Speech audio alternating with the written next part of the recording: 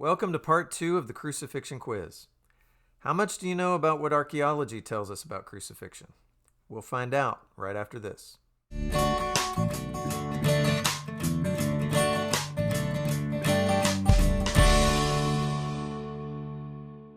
Hello, I'm David Lang, and this is Bible to Life, where we bring the Bible to life so that it can better impact your life. So in the first installment of the Crucifixion Quiz, which I'll link to up here and in the description box, we talked about the scarcity of historical evidence for the crucifixion. Ancient secular Roman historians didn't talk much about crucifixion, and even the gospel writers are strangely silent about crucifixion itself. They talk about what comes before and what comes after, but when it comes to the crucifixion of Jesus, they simply say, and they crucified him. So in today's installment of the quiz, we're going to look at what archaeology tells us about crucifixion. All right, the first question is multiple choice. How many crucified people's remains have archaeologists found? Is it 1, 8, or 14? The answer is 1. They've only found one person's remains that show clear signs that that individual was crucified. Archaeologists discovered a tomb in the vicinity of Jerusalem containing an ossuary inscribed with the name Yehohanan. Now, what is an ossuary? An ossuary is a bone box. And the way Jews practiced burial in the first century is that they would bury the body very quickly the day that the individual died in what was typically a family tomb or a community tomb. And then they would return on the 1-year anniversary of that individual's death. By that time, all the flesh had rotted away and all that remained were the bones. And then they would gather the bones up and put them in an ossuary, typically a limestone box that contained the bones of an individual and were inscribed with that individual's name. And so Yehohanan's ossuary contained his remains, and those remains showed clear signs of having been crucified.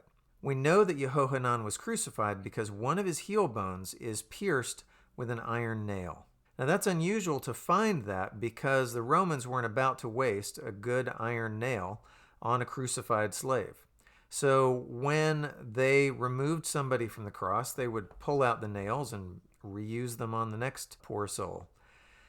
In Yehohanan's case, they weren't able to remove the nail because as the nail was being driven into the wood of the cross, it must have hit a knot and the nail bent.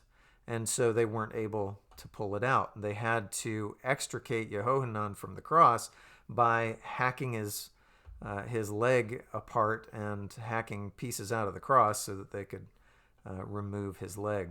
That's the only reason that we know that Yehohanan was crucified. The only other possible evidence that Yehohanan was crucified is a small scratch on one of the bones of his arm that may have been caused by a nail being driven through his arm. But they're not even sure about that. It may have been caused by some other injury at some other point in time. So Yehohanan is the only crucified individual whose remains have been found. We'll get back to poor Yehohanan in a second. But right now it's time for another question. True or false? All crucified people were hung on the cross the same way.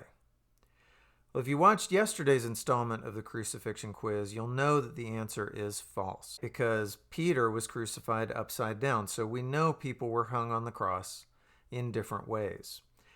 In fact, they're not even entirely sure how Yehohanan was crucified. The first scholars to examine Yehohanan's remains speculated that he was crucified like this. Now, they came up with this because they thought that the heel bone with the nail through it actually had a piece of the other heel bone attached.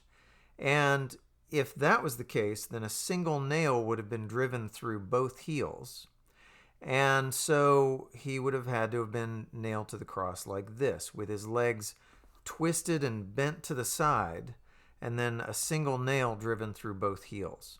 And then they also speculated from the scratch on the arm bone that he was nailed through the wrists. And they also speculated that to be in this position, he would have had to have been seated on a sedile, which was a block of wood attached to the cross that provided just enough of a ledge underneath the buttocks to support the weight of the victim a little bit.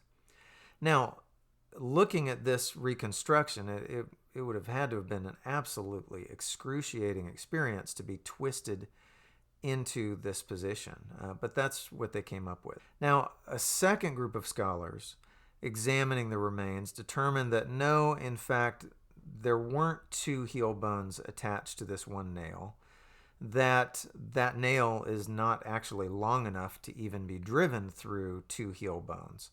So they came up with a different reconstruction. They said that his ankles had to be placed on either side of the vertical beam, and he was nailed through each ankle with a different nail into the vertical beam, and then his arms would have been tied to the cross beam. So they did not think that the scratch on the wrist was indicative of a nail being driven through the arms, and so they speculated he must have been tied to the cross. Now, however he was nailed to the cross, we do know from the ancient Jewish writer Josephus that the Romans would nail people to the cross in a wide variety of ways. After the first Jewish revolt, the Romans were so angry at the ferocity with which the Jews had fought that they were merciless in crucifying their captives.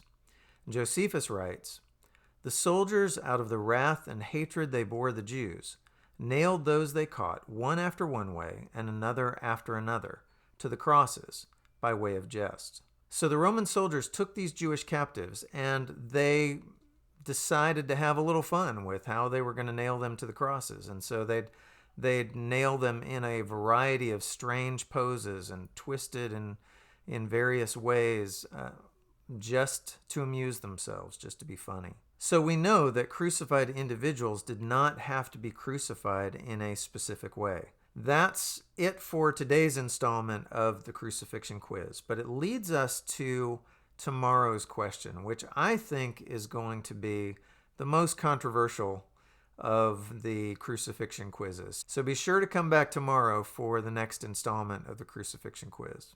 If you enjoyed this video, please click the like button, please subscribe to our YouTube channel, and please share this video with others. Happy Easter.